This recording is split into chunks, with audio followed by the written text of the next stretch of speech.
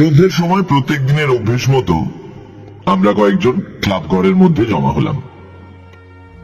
বড়দা সিগারেটের শেষাংশটুকুতে লম্বা একটা সুপ টান দিয়ে সেটা সযত্নে অ্যাশট্রের উপর রেখে দিল। তারপর আস্তে আস্তে ধোঁয়া ছাড়তে ছাড়তে বলল, ভূতের গল্প তোমরা অনেকেই শুনেছ, কিন্তু ভূতের মুখে ভূতের গল্প কেউ শুনেছ কি? অমূল্য এক কোণে বসে একখানা সচিত্র বিলিতি মাসিক পত্রের পাতা উল্টাচ্ছিল। বলল, অসম্ভব, একটা কিছু বড়দার বলাই চাই। বড়দা বলল, আপাত দৃষ্টিতে ঘটনাটা অসম্ভব বলে মনে হতে পারে বটে, কিন্তু আসলে তা নয়। তবে বলি শোনো। অমূল্য তাড়াতাড়ি বলে উঠল, না না, আরে আজ যে আমাদের সাহিত্য সভার অধিবেশন অতুল, তোমার সাহিত্যে বস্তুতন্ত্র প্রবন্ধটা তাহলে? ঋষি বলল, কাল হবে। বস্তুতন্ত্রের চেয়ে বড় জিনিস আজ এসে পড়েছেন। বড়দা, আরে তোমার গল্প শুরু করো। অমূল্য অস্থির হয়ে বলল, আজ তাহলে বড়দার কতগুলো মিথ্যা কথা শুনি সন্ধ্যাবেলাটা কাটাতে হবে। শান্ত গলায় বড়দা বলল, কথাটা শুনে তারপর সত্যি মিথ্যে বিচার করা উচিত। তাহলে আরম্ভ করি।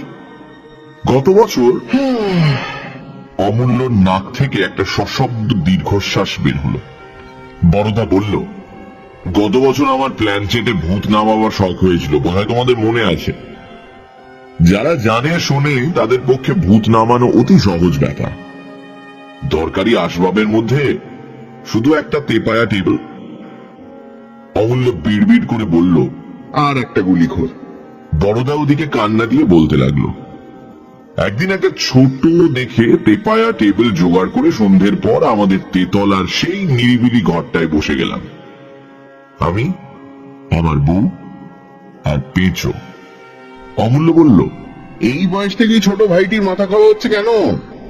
বউয়ের কথা না ছেড়েই দিই, কারণ যেদিন তোমার সঙ্গে বিয়ে হয়েছে সেদিনই তার যা হবার হয়ে গেছে। বড়দা বলল, পেঁচোকে নেবার কারণ তিনজনের কমে চক্র হয় না। তাছাড়া সে ছেলে মানুষ, সুতরাং মিডিয়াম হবার উপযুক্ত।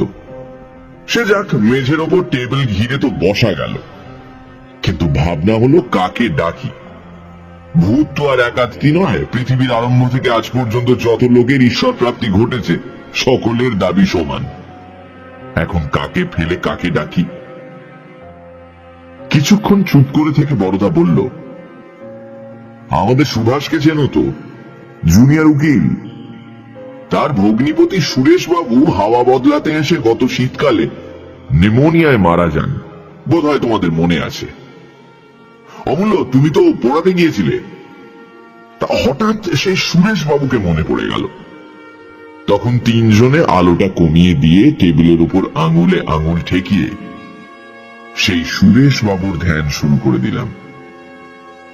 বেশিক্ষণ নয় ভাই, মিনিট পাঁচেক চোখ বুজে থাকবার পর চোখ চেয়ে দেখি পেঁচোটা কেমন যেন জুবুথুবু হয়ে গেছে, কষবে লাল গড়াচ্ছে, চোখ একেবারে কিরকম যেন বিজ বিজ করে কি সব বকছে। কি বলে একটা ঠেলা দিলাম তাকে, কাত হয়ে পড়ে গেল। বউ তো বাবা গো বলে আমাকে খুব ঠেসে জড়িয়ে ধরল। ঋষি বলল, বস্তুতন্ত্র এসে পড়ছে, এবার আসল গল্পটা আরম্ভ হোক। বড়দা বলল, বুঝলাম ভূতের আবির্ভাব হয়েছে। পেঁচোকে অনেক প্রশ্ন করলাম, কিন্তু সে জড়িয়ে জড়িয়ে কি যে উত্তর দিল ঠিক বোঝা গেল না। বড়ই মুশকিল। তখন আমার মাথায় একটা বুদ্ধি ঠেলে গেল। কাগজ পেন্সিল এনে পেঁচোর হাতে ধরিয়ে দিলাম। পেন্সিল হাতে পেয়ে পেঁচো শটান উঠে বসলো। উঠে বসে লিখতে আরম্ভ করে দিল। সে এক আশ্চর্য ব্যাপার। পেঁচোর চোখ বন্ধ, মুখ দিয়ে লাল গড়াচ্ছে, আর প্রাণপণে কাগজের উপর লিখে যাচ্ছে। পকেট থেকে এক তাড়া কাগজ বের করে বড়দা বলল, আবার হাতের লেখা দেখে অবাক হয়ে যাবে। দস্তুর মতো পাকা হাতের লেখা। কে বলবে যে পেঁচো লিখেছে? অমূল্য লেখাটা ভালো করে দেখে বলল, পেঁচো লিখেছে কেউ বলবে না বটে, কিন্তু তোমার লেখা বলে অনেকেই সন্দেহ করতে পারে। বড়দা বলল, এই লেখা হাতে পাওয়ার পর আমি সুভাষের বাড়ি গিয়েছিলাম। সুরেশবাবুর পুরনো একখানা চিঠির সঙ্গে মিলিয়ে দেখলাম অবিকল তার হাতের লেখা। বিশ্বাস না হয় তোমরা যাচাই করে দেখতে পারো। অমূল্য বলল, অবশ্যই দেখবো। ঋষি বলল, সে যা, এখন তুমি কি বলতে চাও ওই কাগজের তাড়াটা সুরেশবাবুর প্রেতাত্মার জবানবন্দি? বড়দা বলল, এটা হচ্ছে তার মৃত্যুর ইতিহাস। পুরোপুরি সত্যি কিনা সে কথা কেউ বলতে পারে না, কিন্তু গোড়ার খানিকটা যে সত্যি সেটা সুভাষ সেদিন স্বীকার করেছিল। এইবার তবে আসল গল্পটা শোনো। এই বলে বড়দা কাগজের তাড়াটা তুলে নিয়ে পড়তে আরম্ভ করলো। যারা মুঙ্গের শহরের সাথে পরিচিত তারা জানেন যে উক্ত শহরে পিপর পাতি নামক যে বিখ্যাত রাস্তা আছে তার পশ্চিম প্রান্তে গঙ্গার কূলে মুসলমানদের একটি বহু পুরনো গোরস্থান আছে। বোধ করি এই গোরস্থানের সব গড়গুলি 100 বছরের উপর বয়সের।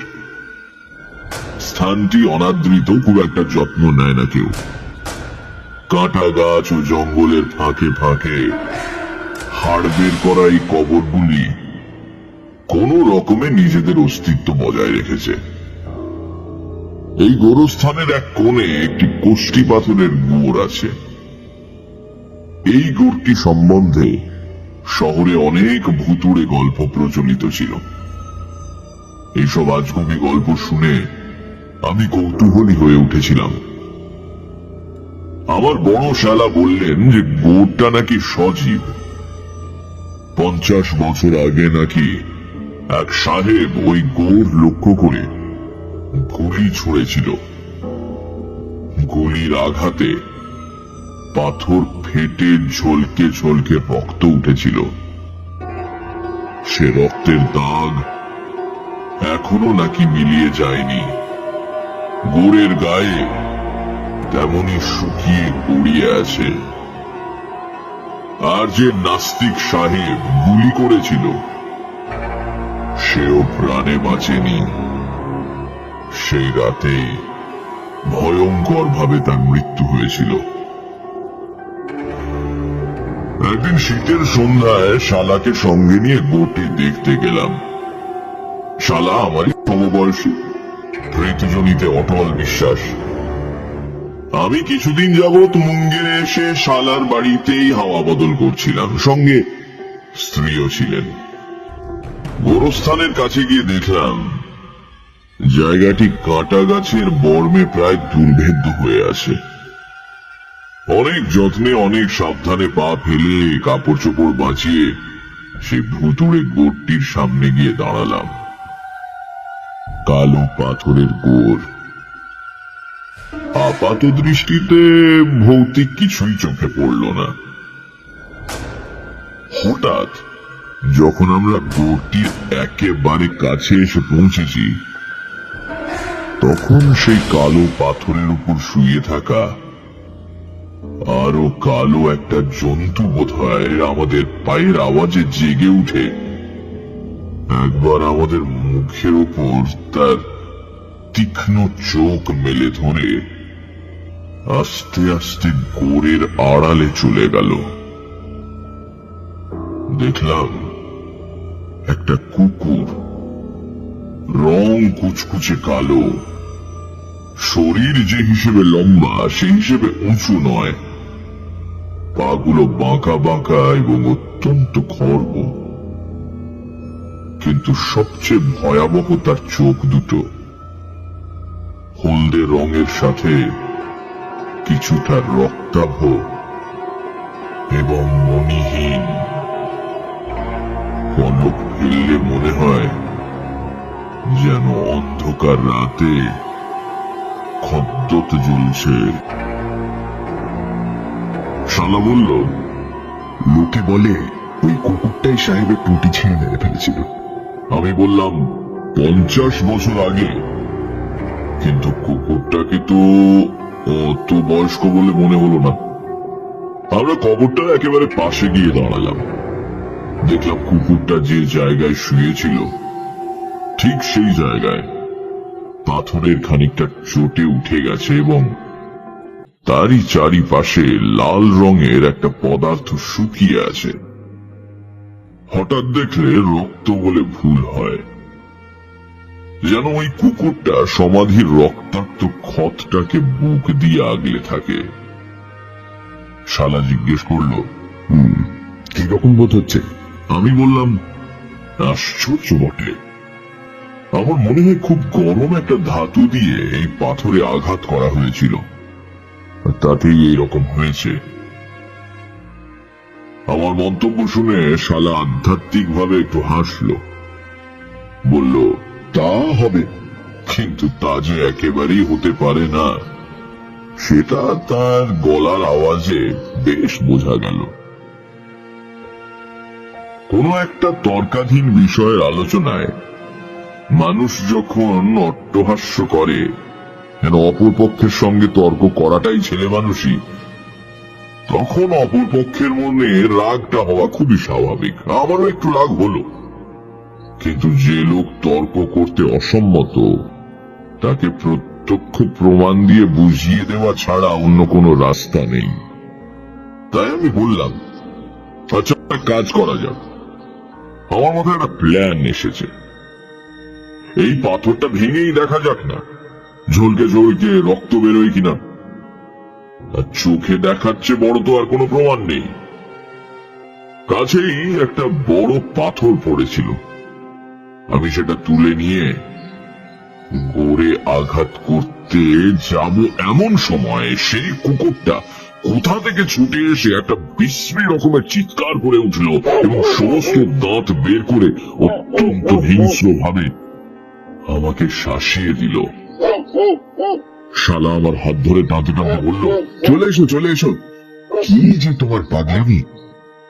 কুকুরটার আকস্মিক আবির্ভাবে আমার শালা যতটা অভিভূত হয়ে পড়েছিল, বাস্তবিক পক্ষে আমি কিন্তু ততটা হইনি। অথচ একটা হিংস্র কুকুরকে অযথা ঘাঁটানো বিশেষ যুক্তির কাজ নয়। তাই পরীক্ষার কাজ অসম্পূর্ণ রেখে আমরা যখন বাড়ি ফিরে এলাম তখন তুমুল তর্ক বেঁধে গেছে। বাড়ি ফিরতেই আমার শালার বউ এবং যার সম্পর্কে শালার সাথে সম্বন্ধ, মানে আমার গিন্নি, তারা এসে যুদ্ধে যোগ দিলেন। দুজনেই নবীনা, বিদুষী, প্রতীচ্যের আলোক তাদের চোখে সোনার কাঠি স্পর্শ করিয়েছে।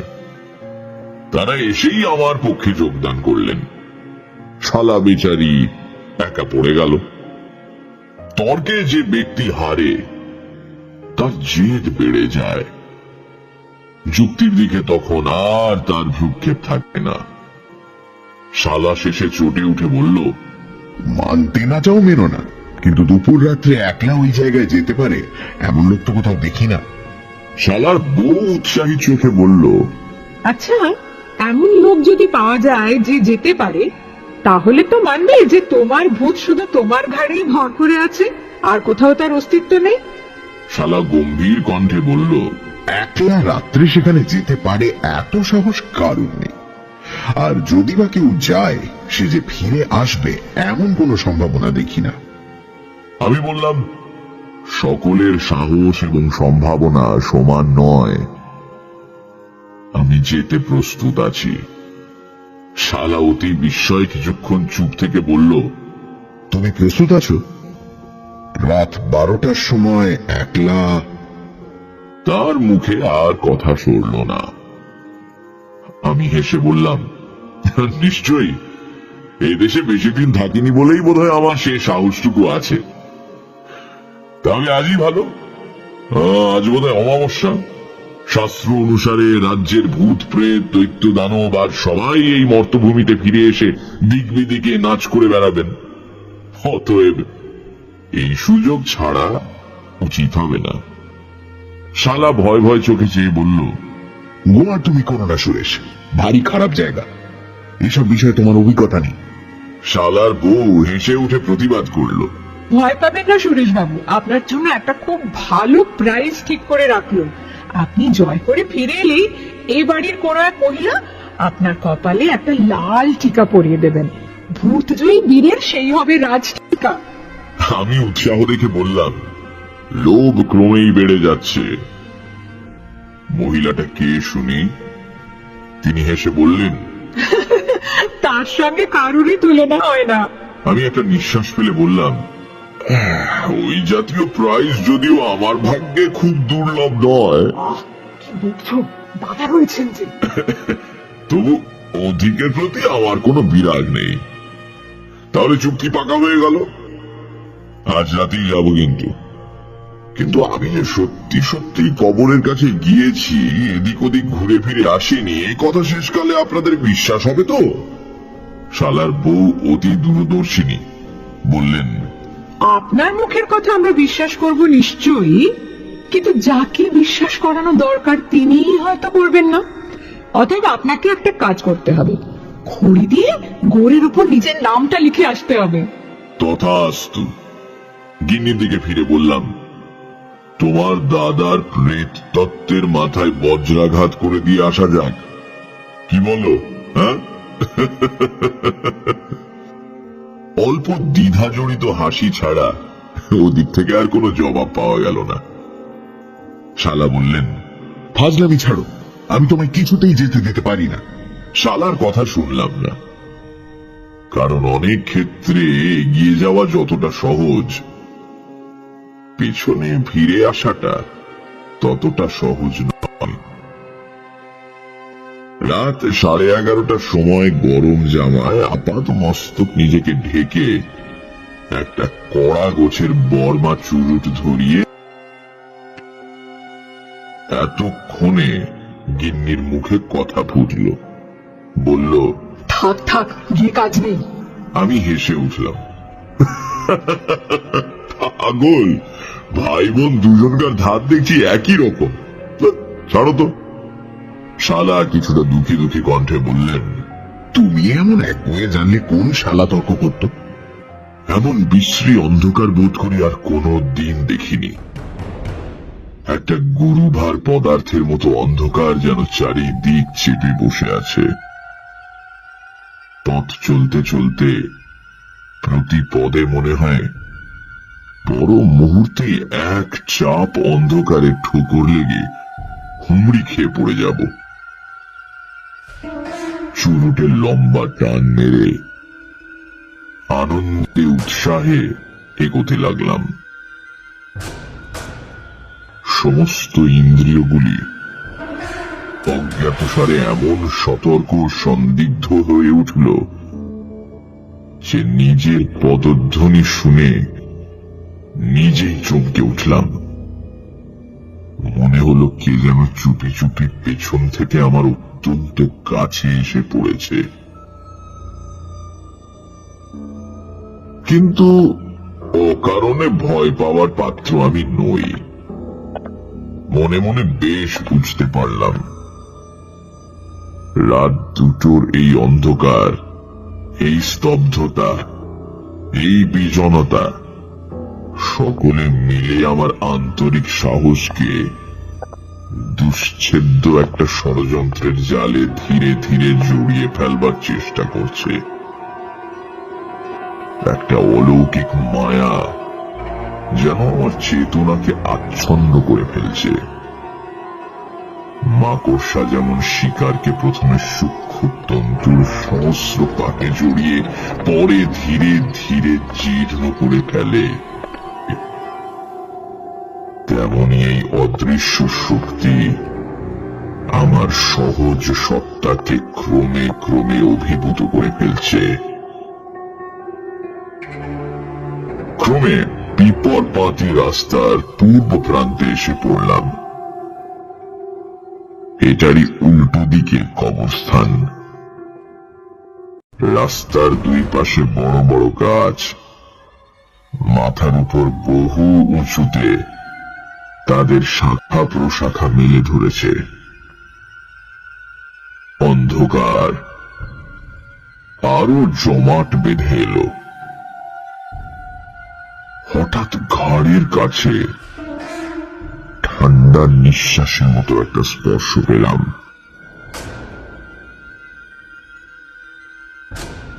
শরীরের সমস্ত রোম শক্ত হয়ে দাঁড়িয়ে উঠল। পরক্ষণে একটা খুব ছোট জিনিস পিঠের উপর দিয়ে খড়খড় শব্দ করে নিচে গড়িয়ে পড়ল। বুঝলাম ওপর থেকে একটা শুকনো পাতা ঝরে পড়েছে পিঠের উপর। আরামের নিঃশ্বাস ফেলে এগোতে লাগলাম। লম্বা টানের চোটে চুরুটটা প্রায় শেষ হয়ে এলো। অন্য সময় হলে ফেলে দিতাম, কিন্তু আজ সেটাকে কিছুতেই ছাড়তে পারলাম না। তার জ্বলে থাকা শেষটুকু যেন একটু প্রাণের সংস্রব ছিল। এই নিঃসঙ্গ অন্ধকারের মধ্যে আমার সমস্ত অন্তরাত্মা যেন সঙ্গীর জন্য ব্যাকুল হয়ে উঠেছিল। তখন ওই ক্ষীণ রশ্মিটুকু জীবন্ত সঙ্গীর মতো প্রাণের মধ্যে ভরসা জাগিয়ে রেখেছিল। ওটাকে ফেলে দিলে যে অনেকখানি সাহসও চলে যাবে, সেটা বেশ বুঝেছিলাম। কিন্তু ক্রমে যখন আঙুল পুড়তে লাগলো, তখন সেটাকে ফেলে দিতেই হলো। একবার বেশ ভালো করে টেনে নিয়ে সামনের দিকে কিছু দূরে ফেলে দিলাম। ফেলে দেওয়া মাত্র মনে হলো যে আঙুল দুটো দিয়ে চুরুট ধরিয়েছিলাম, সেই দুটো আঙুলের ফাঁক দিয়ে খানিকটা ঠান্ডা বাতাস শরীরের মধ্যে ঢুকে পড়ল।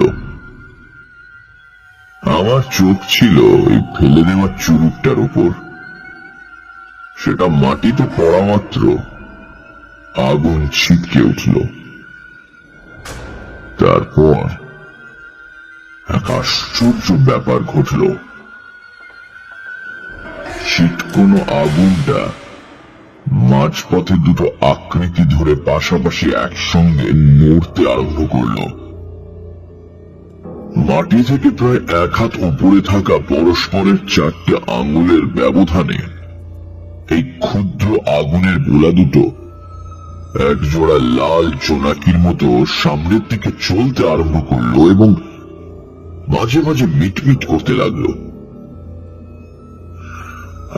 আমার মাথা বোধহয় গরম হয়ে উঠেছিল, কিন্তু কি জানি কেন আমার ধারণা জন্মালো যে ওই মিটমিট করা আগুনের স্ফুলিঙ্গ দুটো আর কিছুই নয়, দুটো চোখ আমার দিকে তাকিয়ে আছে, এবং এই চোখ দুটোর পেছনে একটা ছোট আকারের কুকুরের কালো রং যে অন্ধকারে মিশে আছে, তা যেন মনে স্পষ্ট অনুভব করলাম। চলতে চলতে কখন দাঁড়িয়ে পড়েছিলাম লক্ষ্য করিনি।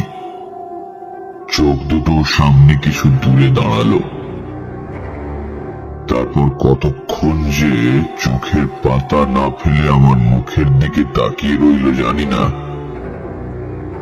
মনে হলো বহুক্ষণ পরে সেই চোখের পাতা পড়ল। তখন সেটা আবার চলতে আরম্ভ করলো। আমিও পেছন পেছন চললাম। শরীরের উপর তখন কোনো অধিকারী নেই। স্বপ্নে বিভীষিকার সামনে থেকে পালাবার ক্ষমতা যেমন লোপ পায়, আমিও তেমনি নিতান্ত নিরুপায় ভাবে ওই চোখের পেছন পেছন হাঁটতে লাগলাম। স্বাধীন ইচ্ছে তখন একেবারে অবশ। আছে কেবল সমস্ত চেতনা ব্যাপী দিক বিদিক জ্ঞান শূন্য ভয়। কতক্ষণে আগুনের চোখ আমাকে তার আকর্ষণ প্রভাবে টেনে নিয়ে গিয়েছিল আমার ধারণা নেই। একবার চেতনার অন্তরতম প্রদেশে যেন তীক্ষ্ণ অনুভূতির ছায়া পড়েছিল, যে পাকা রাজপথ দিয়ে চলছি না। আরেকবার মনে হয়েছিল বোধহয় একটা গাছের মোটা শিকড়ে ঠোকর খেলাম, কিন্তু সেসব আমার ইন্দ্রিয় উপলব্ধির বাইরে। হঠাৎ একটা বড় রকমের ঠোকর খেলাম, এটা বেশ মনে আছে। তারপর কুমড়ি খেয়ে পড়তেই নিচের দিকে গড়াতে আরম্ভ করলাম। কোথায় পড়েছি কোনো ধারণাই ছিল না, অন্ধকারে দেখাও অসম্ভব। কিন্তু এই পতন যে অনন্তকাল ধরে চলতে থাকবে এবং পতনের লক্ষ্য যে একটা অটল স্পর্শ স্থানে লুকিয়ে আছে, সেটা মনের মধ্যে বদ্ধমূল হয়ে গেল। অথচ কি নিদারুণ সেই পতন! গড়াতে গড়াতে এক ধাপ থেকে অন্য ধাপে পড়ছিলাম এবং প্রত্যেক ধাপে নিচে গড়িয়ে যাওয়ার সঙ্গে সঙ্গে দেহের হাড়গুলো যেন একবার করে ভেঙে যাচ্ছিল। এই নিচে নেমে যাওয়া শেষ ধাপে যখন এসে পৌঁছলাম, তখন জ্ঞান বিশেষ ছিল না, কিন্তু একটা অনন্ত যন্ত্রণার পথ যে অতিক্রম করে এসেছি সেটা সমস্ত শরীর দিয়ে টের পেলাম। অনেকক্ষণ পর চোখ মেললাম। সেই দেহহীন লাল চোখ দুটো আমার মুখের অত্যন্ত কাছে ঝুঁকে পড়ে কি যেন পরীক্ষা করছে। দেহের রক্ত তো জল হয়ে গিয়েছিলই, এবার সেটা একেবারে বরফ হয়ে গেল। একটা অসহ্য শীতের শিহরণ সমস্ত দেহটাকে যেন ঝাঁকানিয়ে দিয়ে গেল। তারপর আর কিছু মনে নেই।